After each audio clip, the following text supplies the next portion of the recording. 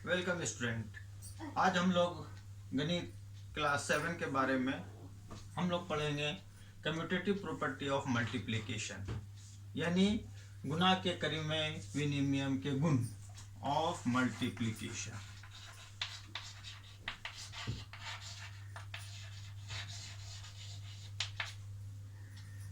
ठीक है, अब एक चीज समझिए, जिस तरह के हमने इसके पहले भी बताया कि क्रम विनिमय, क्रम बदल रहे हैं, दो संख्या हैं, क्रम बदल के अगर गुना करेंगे तो उसमें परिवर्तन आता है कि नहीं आता है, और अगर परिवर्तन नहीं आता है और उसका दोनों का उत्तर बराबर रहता है, अर्थात क्रम परिवर्तन किया जा सकता है और ये एक गुना का एक गुण बन जाता है, जिसको हम लोग कम्यूटेटिव प्रॉपर्टी या क्रम विनिमय नियम बोलते हैं। जैसे मान लीजिए हम लोग लिए 5 और यहाँ लिए 6।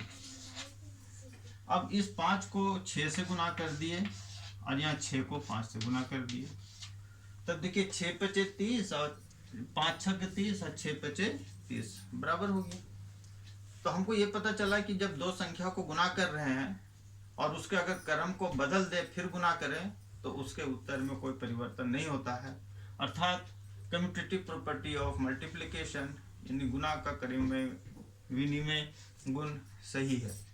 अब इसको हम लोग अब दूसरे हिसाब से इसको समझने का प्रयत्न करते हैं कि क्या 5 गुने 6 और 6 गुने 5 इसके लिखने में कोई अंतर है। ये जो लिखा हुआ है ये कुछ अर्थ बताता है, हाँ ये अर्थ तो बताता है। जैसे मान लीजिए कि आपके पास ये डब्बा है और ये डब्बा कितना है, एक। हर डब्बे में एक आम रखा हुआ है, फिर एक डब्बा लिए उसमें भी एक आम रखा हुआ है। अब हर डब्बा में कितना कितना आम हो गया भाई, तो 2 डब्बा है, प्रत्येक डब्बा में 2 आम है। इसी तरह अगर हम और डब्बा ले लें, और डब्बा ले लें, और डब्बा ले लें, अब देख रहे हैं कितना डब्बा है, 5। अब प्रत्येक डब्बा में कितना आम है, 6। तो यहाँ पर हम लोग अगर डब्बा को ऐसा बना दें और लिख दे 1, और ऐसा ऐसा कितना डब्बा देख रहे हैं, 6, तो 6 गुना 1। और अगर हम लोग इसको थोड़ा सा और बदल दें, नहीं डब्बा 5 है तो 5 गुना 1। ठीक, अब ऐसा करते हैं कि हर डब्बा से एक आम की जगह पर हम कितना आम कर दे रहे हैं, 6 आम कर दे रहे हैं प्रत्येक डब्बा में। तो यहाँ पर कितना हो गया, 6 6 6 6 6। तो यहाँ पर भी कितना हो जाएगा, 6। तो ये जो 6 है ये बता रहा है जमा, एक डब्बा में 6 आम है यानी जमा। और वैसे वैसे कितने डब्बे हैं, 5।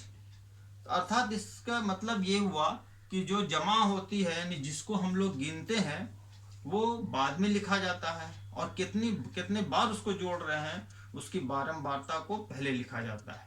तो यहाँ पर क्या होता है कि 5 जो है 6 की बारंबारता है, यानी 5 डब्बा है और प्रत्येक डब्बा में 6 आम है। लेकिन अगर इसी को हम ऐसा कर दें कि नहीं, अगर इसको ऐसा करते हैं कि एक डब्बा और बढ़ा देते हैं हम, और हम कर दिए 6 डब्बा, तो यहाँ डब्बा कितना हो गया आपका, 6। प्रत्येक डब्बा में 6 आम है और प्रत्येक डब्बा में 6 आम है।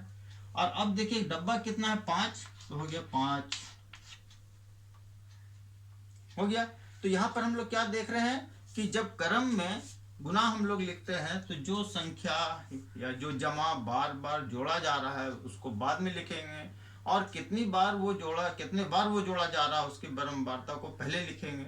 अर्थात ये बारंबारता हो गया और ये संख्या है जिस बार बार दोहराया जा रहा है। तो ये पता चलता है कि हमको इसमें कहते हैं हम लोग, कभी कभी एक कहावत बोला जाता है कि कद्दू चाकू कद्दू पर गिरे, या फिर कद्दू चाकू पर गिरे कटेगा तो कद्दू ही।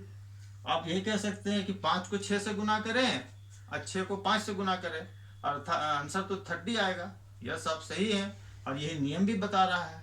लेकिन यहाँ पर सिर्फ समझना यह है कि 5 गुने 6 में ये कहता है कि 6 की बारंबारता 5 है, और 6 गुने 5 में कहता है कि 5 की बारंबारता 6 है।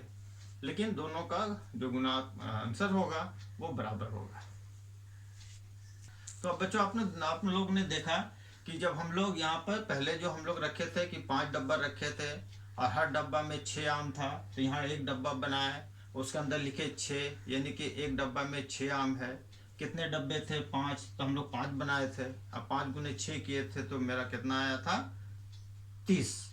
फिर हम लोग क्या किए कि 6 डब्बा बना दिए, और हर डब्बा में कितना आम है, 5। तो यहाँ पर देखिए 5 आम हर डब्बा में बता रहा है। डब्बों की संख्या कितनी है, 6, तो 6 से गुना कर रहे हैं, 6 पचे 30। तो दोनों का जो आंसर आ रहा है 5 गुने 6, 6 गुने 5, वह तो बराबर आ रहा है। लेकिन ये समझना है कि 5 गुने 6 और 6 गुने 5 में अंतर क्या होता है। ठीक है कि अगर हम लोग ये समझ रहे हैं कि कम्यूटेटिव प्रॉपर्टी ऑफ मल्टीप्लिकेशन होता है, तो क्या ये कम्यूटेटिव प्रॉपर्टी ऑफ डिवीजन यानी भाग का भी क्रम विनिमय नियम हो सकता है? तो ये नहीं हो सकता है। जैसे आप उदाहरण में देखिए कि अगर आप एक संख्या ले लें और ले ले 8, इसको भागा दे दे 2 से, तो जब 8 को 2 से भागा देंगे तो आंसर कितना होगा, ये हो जाएगा 4।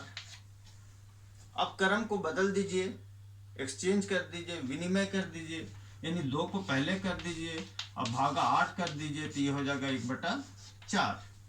और आप यहाँ पर देख रहे हैं कि 4 जो है वो 1/4 के बराबर नहीं है। इसका अर्थ ये निकला कि क्रम विनिमय नियम भाग पर अप्लाई नहीं होता है। ये क्रम विनिमय नियम योग के लिए है और गुणा के लिए है। तो इस वीडियो में अभी ये है, हम लोग इसके बारे में और आगे विस्तार से बात करेंगे।